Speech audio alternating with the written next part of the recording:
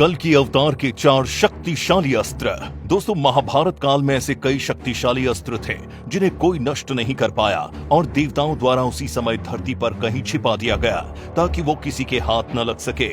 लेकिन क्या आप जानते हैं उनमें से 4 अस्त्र ऐसे हैं जो आज भी धरती पर मौजूद हैं और कलयुग के अंत में कल की अवतार का अस्त्र बनेंगे। पहला, कर्ण के कवच और कुंडल। कर्ण के कवच और कुंडल को भी देवताओं ने धरती पर छुपाया था। सोचिए कर्ण का वो कवच और कुंडल कितना शक्तिशाली रहा होगा जिसने भगवान श्री कृष्ण को भी ये सोचने पर मजबूर कर दिया था कि कर्ण से वो कवच और कुंडल कैसे लिए जाएं। तभी तो श्री कृष्ण के आदेश पर अपने पुत्र अर्जुन को बचाने के लिए इंद्र ने ब्राह्मण का वेश धारण कर कर्ण से वो कवच और कुंडल छल से ले लिए। लेकिन उसके बाद से इंद्रदेव कभी भी स्वर्ग में प्रवेश नहीं कर पाए।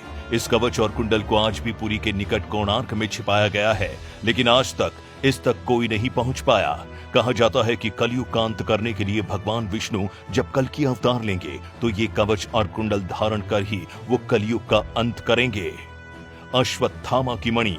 दोस्तों, अश्वत्थामा स्वयं महादेव के अंश थे और जन्म से ही अश्वत्थामा के मस्तक पर एक अमूल्य मणि थी जो उसे दैत्य, दानव, शस्त्र और देवता सभी से निर्भय रखती थी। इस मणि के कारण ही अश्वत्थामा पर किसी भी अस्त्र शस्त्र का असर नहीं हो पाता था। लेकिन कहा जाता है जब श्री कृष्ण ने अपनी सुदर्शन चक्र से अश्वत्थामा के केश काट डाले और उसके मस्तक की मणि निकाल ली, उसके बाद से आज तक अश्वत्थामा धरती पर ही घूम रहे हैं।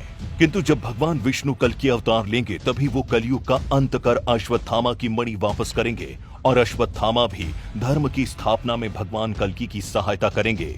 सोचिए अगर आज ये मणि किसी गलत हाथ में लग गई तो क्या होगा। पांचजन्य। दरअसल पांचजन्य श्री कृष्ण के शंख का नाम था। महाभारत युद्ध में श्री कृष्ण अपने पांचजन्य शंख से पांडवों की सेना में उत्साह का संचार करते थे। इसकी आवाज इतनी तीव्र थी जिसे सुनते ही कौरवों की सेना में भय व्याप्त हो जाता था। इस शंख की ध्वनि शेर की दहाड़ से भी कई तेज और भयानक थी। कहा जाता है कि ये शंख आज भी मौजूद है। इस शंख के हरियाणा के करनाल में होने के बारे में बताया जाता है। दिव्य धनुष और तरकश।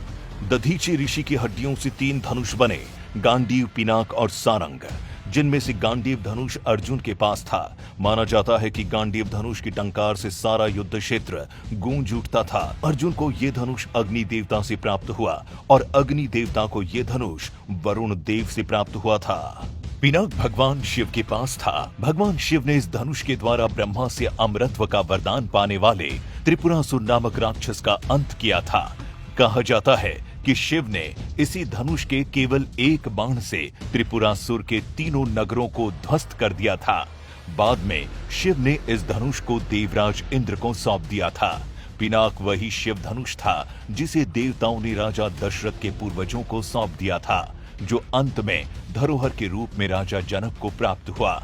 और यही वो पिनाक धनुष है जिसे आगे चलकर भगवान श्री राम ने प्रत्यंचा चढ़ाकर तोड़ दिया था।